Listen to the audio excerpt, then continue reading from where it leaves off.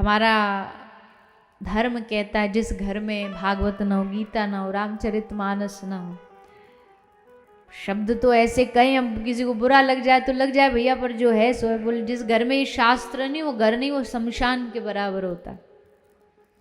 दुनिया भर की सारी सुविधा होती है पर शास्त्र नहीं होते हमारे घर, भगवत गीता नहीं होती। तो जिनके है तो बहुत अच्छा है, प्रणाम है, नहीं है तो कल से ही जाके सीधा जाना भागवत जी खरीदना, अपने घर में रखो। केवल दर्शन भर भी रोज सुबह उठ के करोगे ना तो भागवत जी की कृपा मिलेगी।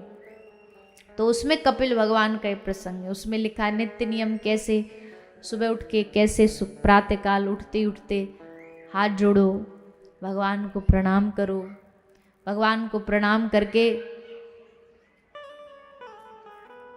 निवेदन करो कि प्रभु आज हमारा जो दिन आगे जाने वाला है इसमें मैं कोई गलत काम ना करूं, मेरा कुछ गलत भाव पैदा ना हो, प्रकट ना हो, ऐसी कृपा मुझ पर करिए।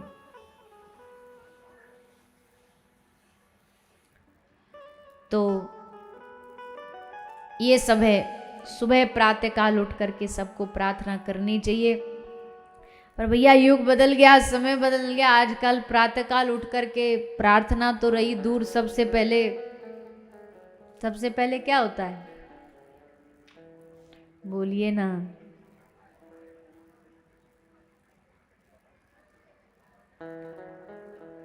सबसे पहले व्हाट्सएप चेक करेंगे।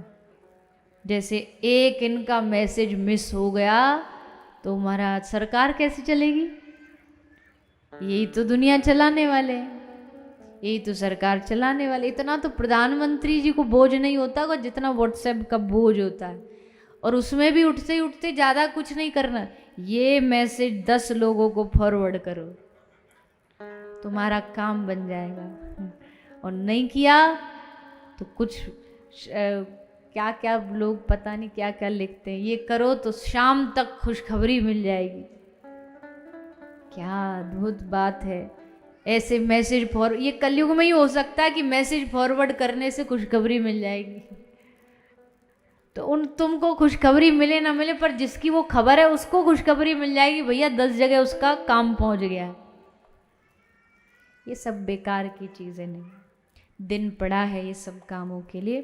देखो करोगे तो आप अपने मन की, मैं कितना भी कहूँ तो मानना तो है नहीं, पर अगर 1000 भी बैठे उसमें से एक भी बात को समझ गया तो मुझे लगता मेरा कहना सफल हो जाएगा कि भैया सुबह का जो समय होता है ना, समय थोड़ा सा भगवान का नाम ले लो, थोड़ा भगवान का ध्यान कर लो। दिन पड़ा है उसमें जितना करना कर लेना।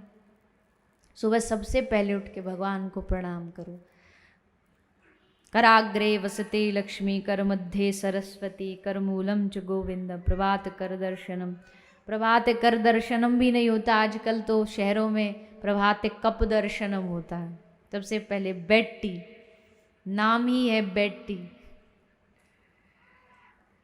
पहली बात तो किसी भी व्यक्ति को, देखो जिसको जीवन शुद्ध सात्विक जीना, ये बातें उनके लिए कही गई जिनका मानना ये भैया हमारा जीवन तुमको क्या, तो वो वाले सिस्टम में तो भैया जो तुमको बढ़िया लगे करो।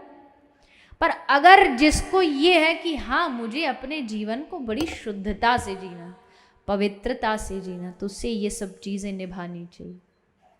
बिना स्नान के, बिना पूजा पाठ के, बिना एक बार भगवान को प्रणाम किए कोई भी अन्न जल भीतर नहीं जाना चाहिए। पहले नहाओ, पहले स्नान करो। बिना स्नान की शुद्धि के शरीर अपवित्र माना जाता, और उस अपवित्र में हम कोई भोजन सामग्री डालते तो इससे बड़ा अधमता क्या होगी। आज के समय में ये जो युवा है ना, आज का जो यंग जनरेशन है, यूथ जो है, जो अपने आप को कहता है मैं देश का भविष्य हूँ, वो इतना ज़्यादा डिप्रेस्ड क्यों है? इतनी ज़्यादा ये रोग, ये डिप्रेशन क्यों बढ़ रहा है जानते हो? क्योंकि आज के नौजवानों की दिनचर्या बिगड़ गई है। खाने के समय सो रहे हैं, सोने के समय जाग रहे हैं, जागने के समय घूम रहे हैं, यानी हर चीज़ उलट पुलट है। रात को जगते हैं, दिन में फिर पूरा दिन भर। देखो प्रकृति ने बहुत सोच समझ के कुछ नियम बनाए हैं। जो नियमों को तोड़ता है, उन नियमों का उल्लंघन करता है, उसकी बुद्धि हमेशा विनाश की ओर जाती है। और शहरों का सिस्टम बन चुका है। मैं ये नहीं कहती कि आप बिल्कुल, जो शास्त्र में तो लिखा है कि भैया तुम्हारे 8-9 बजे और भोजन प्रसादी सूर्योदय से पहले करके सो जाओ, प्रभात काल 4 बजे। अब ये करने वाले कर रहे हैं जिनको करना है, लेकिन चलो साधारण जगत की हम बात करें, हम साधारण लोग हैं, हमसे नहीं होता, तो इतना तो कम से कम करो। रात्रि को समय पर सो के प्रातःकाल समय पर उठ जाओ, समय पर उठ करके सबसे पहला काम नहाओ, स्नान करो। स्नान के बाद फिर भगवान के सामने, सबके घर में मंदिर में मूर्ति होती है, होनी चाहिए, उस मूर्ति की थोड़ी सेवा करो और फिर अपने कोई भी काम पर निकलो।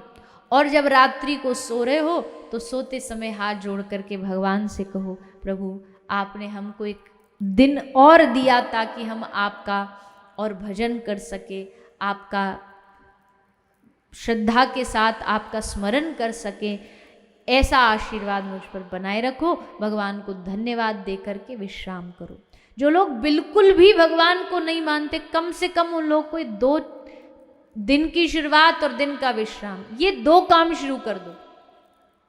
मतलब आप सब तो भगवान को मानने वाले हो, ऐसा नहीं, मानने वाले हो तभी यहाँ बैठे हो, पर आपके बच्चे, आगे आने वाली पीढ़ी अगर कोई इस बात को कहती है तो कम से कम ये 2 समय उनको को भैया, दिन की शुरुआत और विश्राम, इसमें भगवान को याद करो। क्यों? इससे भगवान बड़े प्रसन्न होंगे। जैसे घर में कोई बूढ़े बुजुर्ग दादा दादी हो, माँ बाप हो, आप जब घर से जा रहे हो तो जाते जाते उनको एक बार बोल दो, जी राधे राधे हम जा रहे हैं। और जब घर आओ लौट के तो बोल दो, राधे राधे हम आ गए। इतने में वो खुश हो जाएंगे, भैया जाते समय आते समय बता दिया। कि फिर अब तुम दिन में कुछ भी करो, कहीं भी कमाई करो, जाओ पढ़ो लिखो। ऐसे ही ठाकुर जी को लगता है चलो इसको कम से कम मैं याद तो हूँ, सुबह शाम एक बार मुझे स्मरण तो कर लेता है। पर हम लोग सब काम कर लेंगे, पर भगवान का स्मरण, वैसे उनसे खूब दावे करते हैं, त्वमेव माता च पिता त्वमेव बंधुश्च सखा त्वमेव, तुम हमारे ये हो, तुम हमारे वो हो। और जब याद करने की बारी आती है तो उनसे ज़्यादा तो हम अपने पड़ोस के दुश्मन को याद कर लेते हैं। दिन भर उसको याद करते, अच्छा कल ये था, आज गाड़ी ले आया, आज फ्लैट खरीद लिया, उसका चिंतन चलता रहता, पर भगवान का नहीं चलता। सोचो, इसलिए भैया स्मरण करो भगवान का। जितना तुम उनको याद करो, याद का उल्टा दया, तुम उनको याद करोगे भगवान तुम पर दया करेंगे। कोई भी जीवन का शुभ काम हो, पहले भगवान को याद करो। कुछ भी कर रहे हो, कुछ भी घर में नया ला रहे हो, पहले भगवान का स्मरण करके उनको अर्पित करो। इसी से भगवान प्रसन्न हो जाते हैं।